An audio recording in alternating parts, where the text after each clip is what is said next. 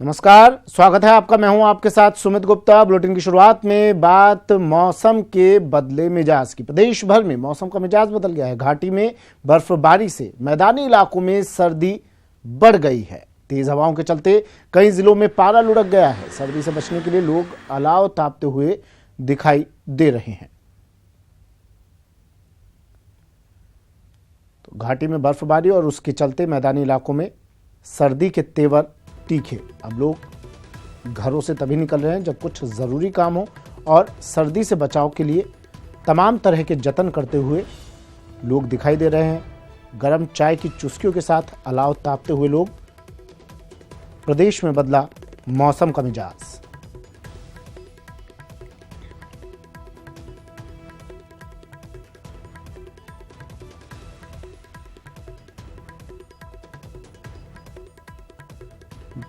तो मौसम ने अपना रुख बदल लिया है। मौसम के तेवरों में अब बदलाव आ गया है। सर्दी ने अपने तेवर दिखाने शुरू कर दिए हैं, और लोग इस सर्दी से बचाव के लिए जतन करते हुए दिखाई दे रहे हैं। अलाव तापते हुए लोग यहाँ पर दिखाई दे रहे हैं, और बाज़ारों में ऊनी वस्त्रों की मांग भी अब बढ़ गई है। गर्म चाय की चुस्कियों के साथ लोग चर्चा करते हुए दिखाई दे रहे हैं, और घरों से तभी बाहर निकल रहे हैं जब कोई ज़रूरी काम हो। अल सुबह कोहरा छाया हुआ है, जिसकी वजह से वाहन चालकों को भी काफ़ी परेशानी का सामना करना पड़ रहा है। दिन में भी वाहन चालकों को लाइट जलाकर चलना पड़ रहा है। अरबाज मेरे सहयोगी हमारे साथ जयपुर से सीधा जुड़ गए हैं। अरबाज, क्या कहता है राजधानी का मौसम?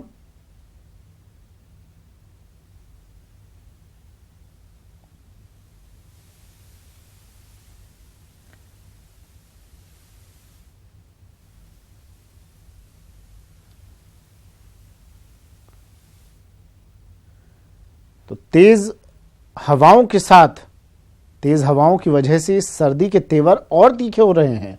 लोग हालांकि बचाव के लिए, सर्दी से बचने के लिए गर्म कपड़ों का, ऊनी वस्त्रों का सहारा पूरी तरह से शरीर को ढककर बाहर निकल रहे हैं। और चिकित्सा विभाग भी पूरी तरह से सतर्क है, ताकि कोई भी इस मौसम में बीमारी से बचने के लिए चिकित्सा विभाग सतर्क है, और तरह तरह के जतन लोग कर रहे हैं सर्दी से बचने के लिए।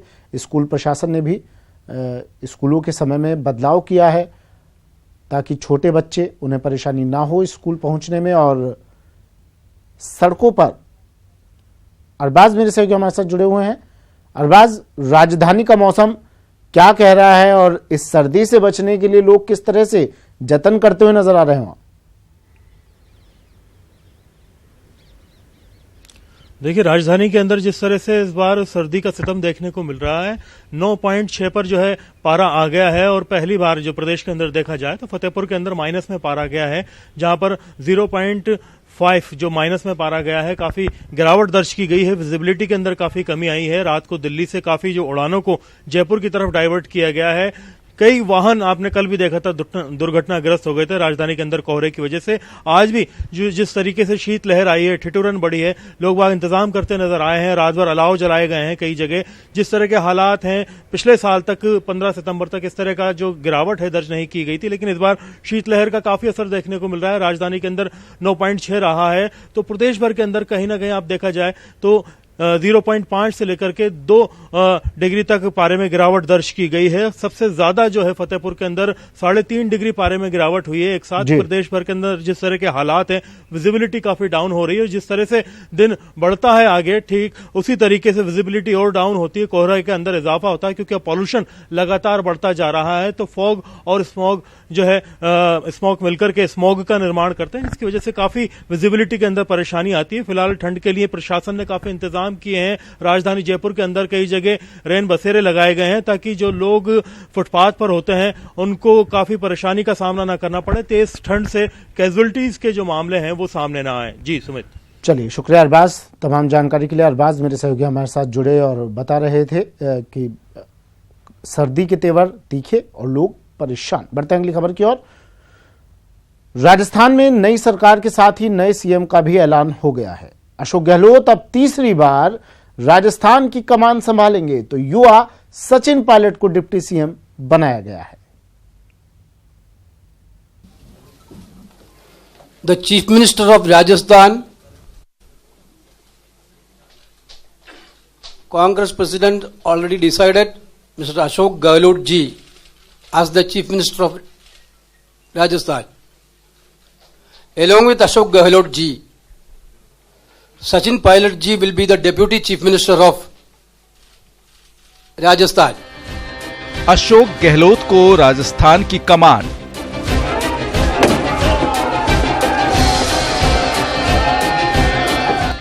जादू चल गया। इसमें मेरा और अशोक गहलोत जी का जादू पूरी तरह चल गया है और हम लोग ये सरकार बना रहे हैं। दिल्ली से जयपुर तक अब जश्न का माहौल है। पहले 5 साल तक सत्ता से दूरी और फिर थका देने वाली चुनावी प्रक्रिया के बाद राजस्थान के नए सीएम के ऐलान के साथ ही इंतजार खत्म हुआ और शुरू हुआ चुनौतियों का दौर। कि मैं और मेरे साथी सचिन पायलट जी और तमाम हमारे जो मंत्रिमंडल साथी बनेंगे, हम सब मिलकर के राहुल गांधी जी की भावना के अनुरूप गुड गवर्नेंस देंगे राजस्थान के अंदर। 11 दिसंबर को मरूधरा का फैसला आने के बाद कांग्रेस की सरकार बननी तो तय हो गई थी, लेकिन किसको मिलेगी राजस्थान की कमान, इस पर कुछ वक्त तक संशय रहा। लेकिन अब कयासों का दौर खत्म होने के बाद सवाल है जनता के मुद्दों का। राजस्थान के अंदर और जो हमारी स्कीम बंद कर दिया, वहाँ पर रिव्यू करेंगे उसको किस रूप में वापस शुरू हो सकती है। शपथ तो लेने दो, शपथ लेंगे, कैबिनेट को बुलाएंगे, सब साथ में बात करेंगे, कोई बात फैसले होंगे। कांग्रेस ने राजस्थान की जनता से कई वादे किए हैं, खासकर किसानों की कर्ज माफी को लेकर, जो कांग्रेस के लिए 2019 का दरवाजा खोलने वाला मास्टर स्ट्रोक हो सकता है। और शायद इसका ही परिणाम है कि राजस्थान प्रदेश कांग्रेस अध्यक्ष सचिन पायलट ने दावा कर दिया कि 2019 में केंद्र में भी बनेगी कांग्रेस की सरकार। है कि 2019 के अंदर बहुत बेहतर बहुमत लेकर कांग्रेस और यूपीए केंद्र में सरकार बनाएगी। उनके मनोबल परस्त होने का मुख्य कारण यह है कि राहुल गांधी जी ने तीनों राज्यों में एक इंट्रेंच सरकार जो बीजेपी की थी, इन तीनों को बाहर किया है। अशोक गहलोत 2 बार पहले भी राज्य की कमान संभाल चुके हैं और तीसरी बार सीएम बनने की आहट उन्हें पहले ही मिल गई थी, जब उन्होंने राजस्थान से दूर होने की बात को सिरे से नकार दिया था। जब मैं कर्नाटक में गया हूँ, तब भी लोगों ने अफवाह जलाई कि अशोक गहलोत तो चले गए हैं, गुजरात चले गए हैं या और कहीं चले गए हैं, अब दिल्ली में बैठ गए जाके। मैंने उसी दिन स्टेटमेंट दिया जोधपुर से कि मैं थासू दूर नहीं, मैं आपसे दूर नहीं। आज मैं फिर रिपीट करता हूँ। तो चुनाव प्रचार के दौरान भी अशोक गहलोत ने लोगों को समझाया कि मैं थासू दूर नहीं, यानी मैं आपसे दूर नहीं हूँ। मेरा वही मानना है कि मैं थासू दूर नहीं, मैं थासू दूर नहीं, ये तो मैं जिंदगी में कहता रहूंगा।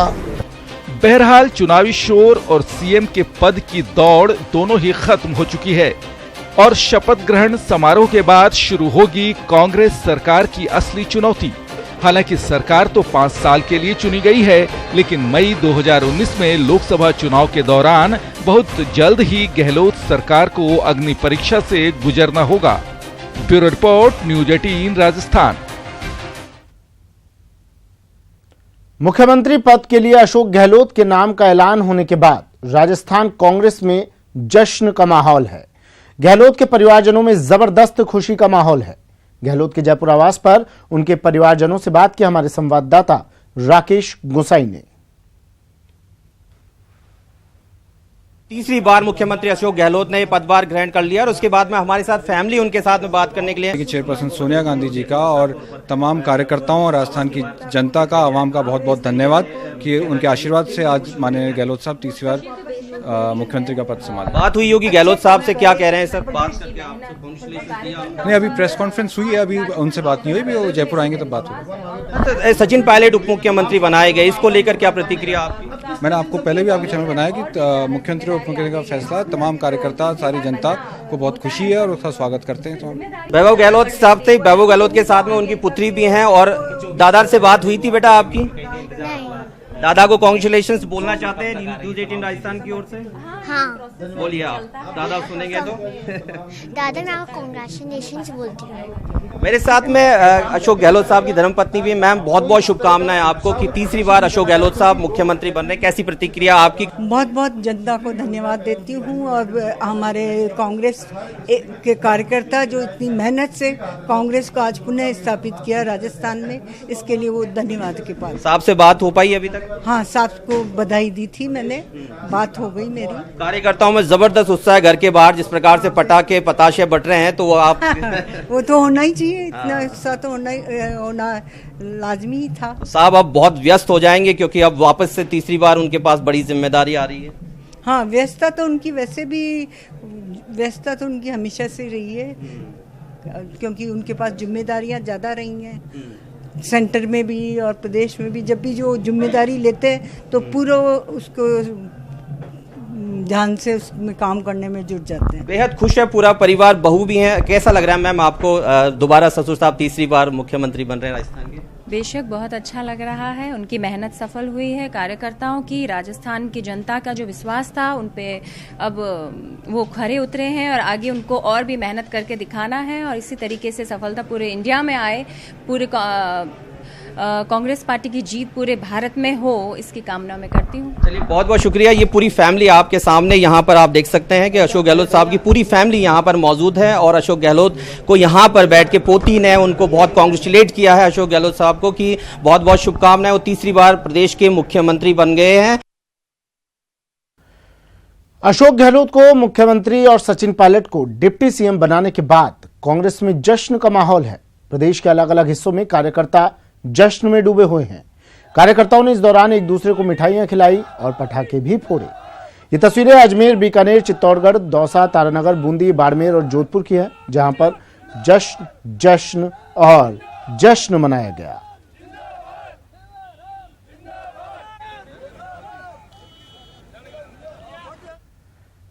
प्रदेश के नए मुख्यमंत्री के लिए अशोक गहलोत का नाम तय होने के बाद कांग्रेस के दिग्गज नेता डॉक्टर सीपी जोशी ने भी आलाकमान के फैसले का स्वागत किया। सभी सर्वसम्मति से सभी विधायक, उन्होंने सारा अधिकार राष्ट्रीय अध्यक्ष राहुल गांधी जी को दिया है और राहुल गांधी जी ने जो निर्णय किया उसका स्वागत करते हैं और हम सब मिलजुल कर एक अच्छी सरकार राजस्थान में देंगे। जो निर्णय राहुल गांधी जी का हुआ उस निर्णय के अंतर्गत हम सब मिलकर राजस्थान में अच्छी सरकार दिलाकर जनता की जो अपेक्षा उनको पूरा करने। अशोक गहलोत प्रदेश के भावी मुख्यमंत्री बनने जा रहे हैं, जिसे लेकर आज प्रदेश के ब्यूरोक्रेट्स उनसे जयपुर निवास पर पहुंचकर शिष्टाचार भेंट कर सकते हैं। मुख्य सचिव डीबी गुप्ता अशोक गहलोत के घर जाकर उनसे भेंट करेंगे।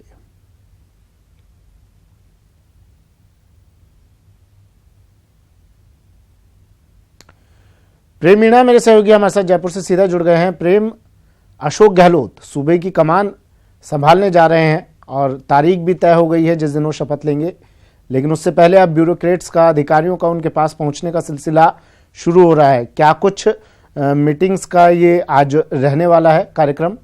प्रेम जी सुमित, मैं बताना चाहूंगा अशोक गहलोत के मुख्यमंत्री बनने की घोषणा होने के बाद ही ब्यूरोक्रेट्स में उनको बधाई और शुभकामनाएं देने का तांता लग गया है और आज माना जा रहा है कि मुख्य सचिव डीबी गुप्ता 8:30 बजे के बाद मुख्यमंत्री अशोक गहलोत के आवास पे आएंगे और उनसे शिष्टाचार मुलाकात करेंगे। चूंकि ब्यूरोक्रेट्स और सरकार के बीच मधुर संबंध माने जाते हैं, सरकार अपनी जितनी भी जन कल्याणकारी योजनाएं हैं वो ब्यूरोक्रेट्स के माध्यम से ही क्रियान्वित करवाती है। तो ऐसे में माना जा रहा है कि मुख्य सचिव डीबी गुप्ता समेत सभी विभागों के आला अधिकारी आज अशोक गहलोत के सिविल लाइंस स्थित आवास पर आएंगे और उनसे शिष्टाचार मुलाकात करेंगे। हालांकि हम इस समय मुख्यमंत्री अशोक गहलोत के आवास पर खड़े हैं। यहाँ के अधिकारियों से हमारी बातचीत हुई है तो उनका कहना है कि 8:30 बजे के बाद ही ब्यूरोक्रेट्स या अन्य राजनेता या कार्यकर्ता अशोक गहलोत से मुलाकात करेंगे। फिलहाल हम अशोक गहलोत के आवास पे खड़े हैं। ऐसा माना जा रहा है कि मुख्य सचिव करीब 9 बजे के आसपास अशोक गहलोत से मुलाकात कर सकते हैं। हम आपको उन लोगों से बात कराना चाहेंगे जो अल सुबह मुख्यमंत्री अशोक गहलोत के आवास पर मौजूद हैं और उन्हें बधाई देने के लिए आए हुए हैं। दूर दराज के क्षेत्रों से आए हैं। आप कहाँ से आए हो? भोपालगढ़ से। हम भोपालगढ़ से आए हैं। जो हमारे अशोक गहलोत राष्ट्र गांधीवादी आदमी है और 37 कौम के मसीहा है और बहुत अच्छा आचार विचार करके राहुल गांधी जी ने मुख्यमंत्री। आप कहाँ से? जोधपुर मारवाड़ से।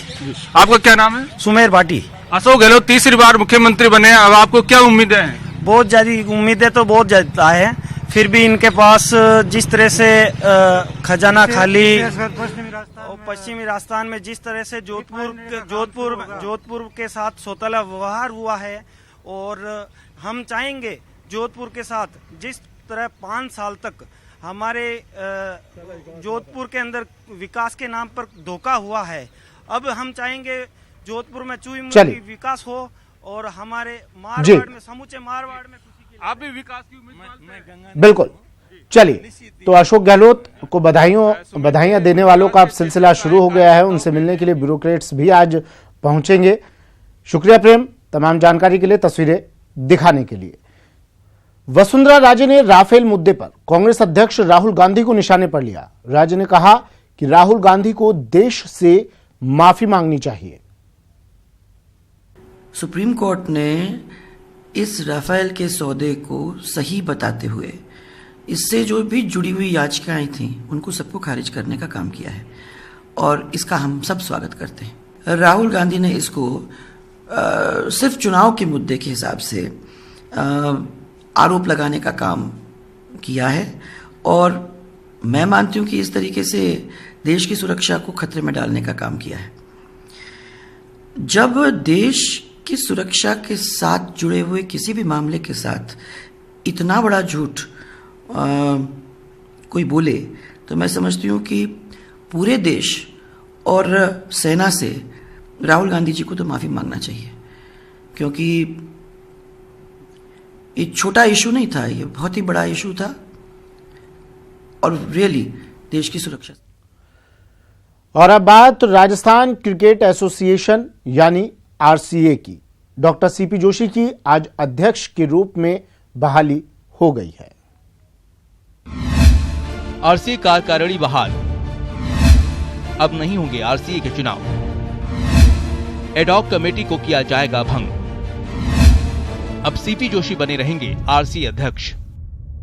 राजस्थान क्रिकेट एसोसिएशन यानी आरसीए में बड़ा फैसला आया है, जिसमें डॉक्टर सीपी जोशी के अध्यक्ष के रूप में बहाली हो गई है। आरसीए को लेकर खेल सचिव के फैसले में एडॉक गठन का फैसला निरस्त किया गया है। वहीं आरसीए में अध्यक्ष डॉक्टर सीपी जोशी के ही रहने का फैसला किया गया है। आपको बताते चले कि इससे पहले 18 सितंबर को आरसीए की कार्यकारिणी भंग हो गई थी और सीपी जोशी की आरसीए से छुट्टी हो गई थी। वहीं रजिस्ट्रार ने एडॉक कमेटी बनाई। विनोद सहारण को कमेटी का संयोजक बनाया गया था और उसे 3 महीने में आरसीए के चुनाव कराने के लिए कहा गया था। वहीं दूसरी ओर जोधपुर आरसीए चुनाव से जुड़े मामले में सिरोही के संयम लोढ़ा को हाईकोर्ट से बड़ी राहत मिली है। सिरोही क्रिकेट एसोसिएशन के सचिव संयम लोढ़ा को नॉमिनेशन और चुनाव में भाग लेने के इलेक्शन कमीशन के आदेश को हाईकोर्ट ने स्थगित कर दिया है। Bureau report, news 18 Rajasthan. Reliance industries के चेयरमैन मुकेश अंबानी की बेटी ईशा अंबानी की ग्रैंड वेडिंग सेरेमनी के बाद शुक्रवार को मुंबई के जियो गार्डन में भव्य वेडिंग रिसेप्शन का आयोजन हुआ। इस वेडिंग रिसेप्शन में बॉलीवुड के दिग्गज सितारे, खेल जगत के मशहूर खिलाड़ी, देश के बड़े उद्योगपति और राजनेताओं ने शिरकत की। 12 दिसंबर को ईशा अंबानी और आनंद पीरामल मुंबई में भव्य शादी समारोह के दौरान परिणय सूत्र में बंधे थे। इससे पहले ईशा अंबानी और आनंद पीरामल की प्री वेडिंग सेरेमनी झीलों की नगरी उदयपुर में 7 से 10 दिसंबर तक मनाई गई, जिसमें देश दुनिया के बड़े दिग्गज शामिल हुए थे।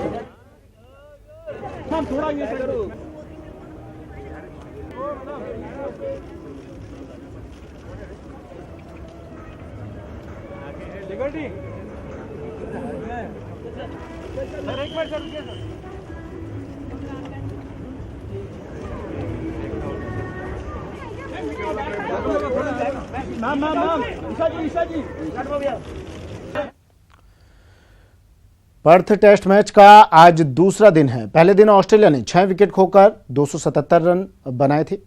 टिम पेन 16 और पैट कमिंस 11 रन बनाकर क्रीज पर जमे हुए हैं। हनुमा विहारी और ईशांत शर्मा ने 2-2 विकेट झटके हैं। जसप्रीत बुमराह और उमेश यादव ने भी 1-1 विकेट लिया है। भारत के सामने कंगारुओं को अब जल्द समेटने की चुनौती है।